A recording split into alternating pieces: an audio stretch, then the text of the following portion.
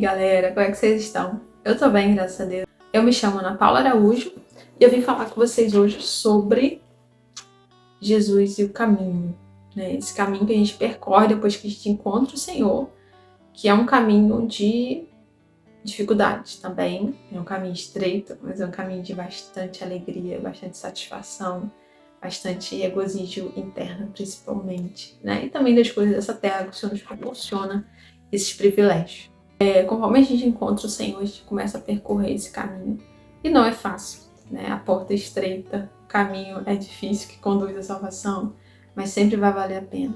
E é preciso a gente perseverar, porque não é uma estrada de via única, que você não pode sair, que você não pode voltar atrás, que você não pode escolher outro caminho, né? Mas é necessário que a gente persevere, para que a gente continue nesse caminho e alcance o alvo, né? Se eu te falo para pegar, você precisa chegar em algum lugar, eu te mostro o caminho, como chegar lá.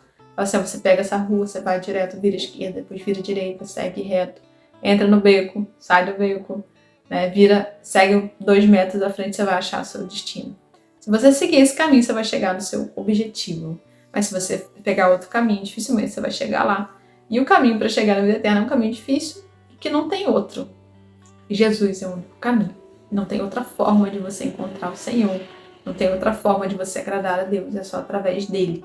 Então não tem um caminho, um plano B, não tem um atalho, né? Jesus é o único. E o objetivo disso é encontrar o Senhor, é a vida eterna, né? A gente se encontrar com ele. E o inimigo, ele não tem poder para nos tirar desse caminho. A gente superestima ele, né? Faz assim, não, mas o inimigo pode fazer isso, pode fazer aquilo. Cara, o inimigo é tão pequeno. Ele é só uma criatura, sabe? Ele é poderoso, sim. A gente não pode subestimar também ele. Mas a gente às vezes coloca ele num patamar tipo Deus. Deus é uma força do bem e Satanás é a força do mal. E elas são proporcionais, não são proporcionais, nunca serão. Deus é Deus e ele é único.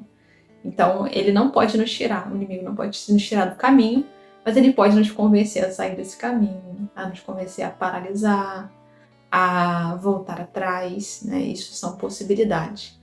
Como ele faz isso? Através de sugestões, através da dúvida.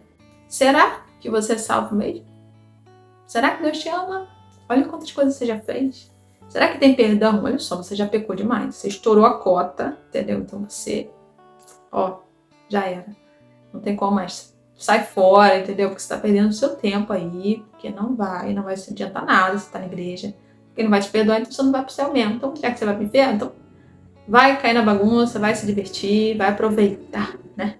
Você tá sozinho, o Senhor não tá com você, você tá abandonado, ele te abandonou porque você não merece o amor dele, não merece o perdão dele. E até com Jesus ele fez isso, gente. Como a gente acha que ele vai fazer com a gente, né? Quando Jesus estava lá, depois do jejum de 40 dias, Satanás falou com ele, se você é o filho de Deus, manda essas pedras se tornarem pães. Se você é filho de Deus, olha só, cara. Jesus era filho de Deus. Mas ele quis trazer o quê? Uma dúvida, uma objeção, assim. Jesus estava cansado, estava fraco, estava com fome.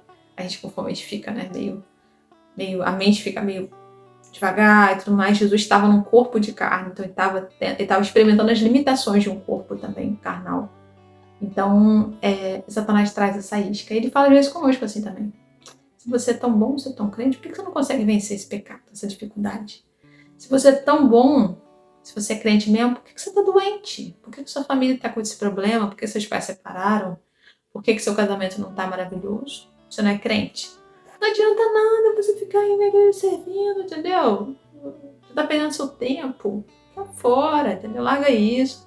Deixa a situação pra lá, larga seu marido, deixa seus filhos, trata fulano mal mesmo, xinga mesmo. Então essas coisas vão vir para nos tentar desanimar. Ele não pode pegar a gente e tirar. Porque a gente acha que o inimigo vai pegar a gente assim, vai roubar da mão de Deus e vai pegar e destruir e matar. E não é isso que Deus faz. Bebam água, gente.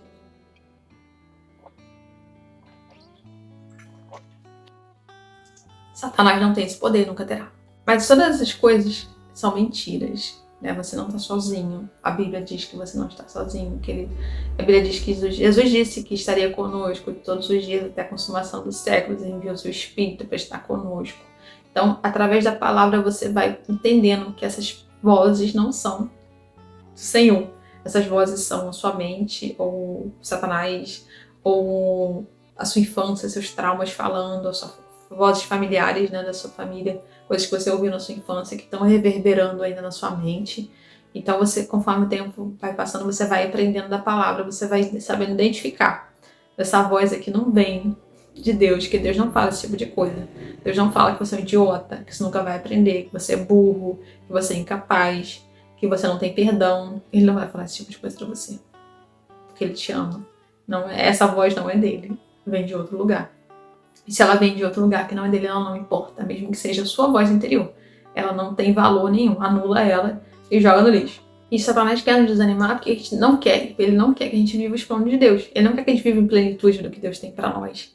Que é como se ele quando ele faz isso, ele tá tentando anular a palavra, né? Que é verdadeira e é real. Só que se você não acredita, se você não toma ela como verdade na sua vida, ela não vai ter utilidade pra você. E você que vai perder, ninguém mais, né? Só você, infelizmente. Deus tá lá, continua sendo Deus maravilhoso, incrível. E a gente é que perde, a gente que é prejudicado. Então a gente precisa perseverar. Tá difícil? Tá com problema? Tá doente? Tá passando por luta? Permanece. Não desanima. Deus tá trabalhando, Deus tá operando. Ore, confie, jejue, busque. Ah, eu já busco buscar mais. Já tô orando, ora mais. Entendeu? Essas coisas têm que funcionar para nos impulsionar para mais perto dele, não para nos afastar. O inimigo quer nos afastar, mas Deus pode usar qualquer circunstância para nos aproximar dele. Então, só que a gente precisa estar atento. Se você desanima e para, você perde tudo isso. Então, assim, persevera. A gente não pode dar ouvido à voz do inimigo, senão a gente vai colher o resultado disso. O inimigo, ele não tem nada de bom para nos oferecer e a voz dele nunca vai gerar nada de bom em nós. Só morte, só destruição, porque para isso que ele veio, para roubar, matar e destruir. Então a gente precisa estar atento se essa voz que está falando comigo não é do Senhor, eu não vou obedecê-la. Eu não vou deixar ela criar raiz no meu coração, nem gerar comportamentos e ações. Eu vou rejeitá-la. Né? Ah, essa voz pode estar falando que Deus não me ama, Deus não se importa. A palavra diz. O que Jesus respondeu para Satanás lá no deserto? A palavra diz, né? Deus disse, nem só de pão viverá o homem. Você acha que o que eu preciso é pão, mas eu preciso da palavra de Deus, eu preciso me alimentar do Senhor para que eu tenha vida. Eu posso comer agora, eu posso nunca mais comer e morrer, não importa, né? Porque eu estou alimentado com a palavra, ela está sendo, entrando no meu coração, na minha alma e está nutrindo todo o meu ser. Então, isso me basta. Então, com a palavra de Deus, você consegue confrontar, consegue resistir, né, as ciladas do inimigo, as ações dele na sua vida. Então a gente precisa estar com a palavra constantemente. Mas você pode falar, Ana, mas eu saí do caminho. Eu desanimei, eu parei, eu mudei o caminho, eu segui outro rumo. Infelizmente isso aconteceu. Peça perdão. Se arrependa disso, né? Volte para o caminho. Tem jeito, tem perdão para você. Ana, mas eu rejeitei, eu neguei o Senhor. Pedro está bem. E olha como Deus usou a vida dele. Né? E isso não mudou os planos de Deus para a vida de Pedro. Muito pelo contrário. Deus usou isso para transformar o coração dele e fazê-lo mais humilde. Então, assim, olha para a situação que aconteceu com você. Pensa assim, cara, eu sou imperfeito. Eu preciso dele. Eu preciso aprender a depender dele, não de mim mesmo. Eu preciso aprender a ouvir a voz dele, não a minha, e não as outras vozes. Então, isso te fazer mais dependente ainda, para que você não caia de novo, não escorregue. Mas se cair, ele te levantará, né? Porque o justo pode tropeçar 6 vezes, mas 7 vezes o Senhor levantará e erguerá, né? Algo assim que está escrito. Então, assim, se arrependa, peça perdão e volte pro caminho. Não tem problema, sabe? Ele tem perdão para você, ele tem restauração para sua vida, para sua casa, para sua família, né? Pode, às vezes, não ser da forma como você imagina, que em muitas situações não tem, não há concordância ali de restauração da forma que a gente quer, mas de alguma forma ele vai restaurar e vai fazer com que seja tudo novo. Lembrando de Adão, né? Quando Adão pecou, ele comeu do fruto e ele se escondeu. Jesus, o Senhor, foi lá no jardim, no horário que sempre ia, não mudou o itinerário dele, não pegou e falou assim, Adão, seu bobalhão, seu idiota, você não devia ter feito isso, seu burro, e eu não vou mais falar com você, que eu tô de mal.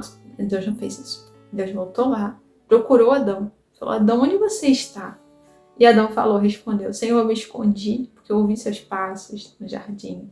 Eu vi que o Senhor estava vindo, eu me escondi porque eu tive medo, porque eu estava nu. Aí Deus pergunta: por que você estava nu? Quem te mostrou que você estava nu? Aí continua a narrativa.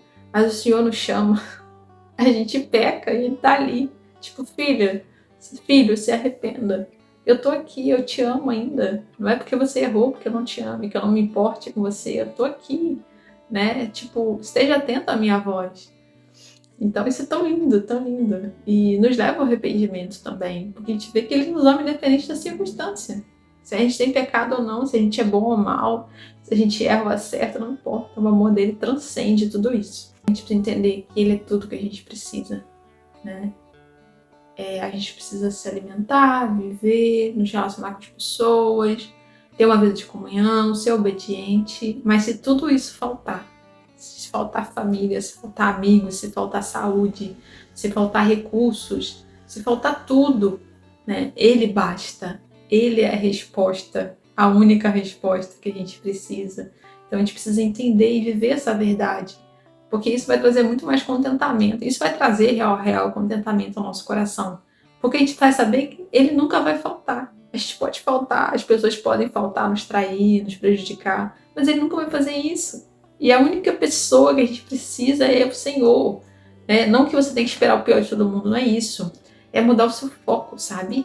É confiar que Deus te ama completamente. O ser humano é falho, é pecador. E os outros falham, a gente falha também. Não é porque a gente seja o alecrim dourado do campo ali. Todo mundo erra, a gente erra.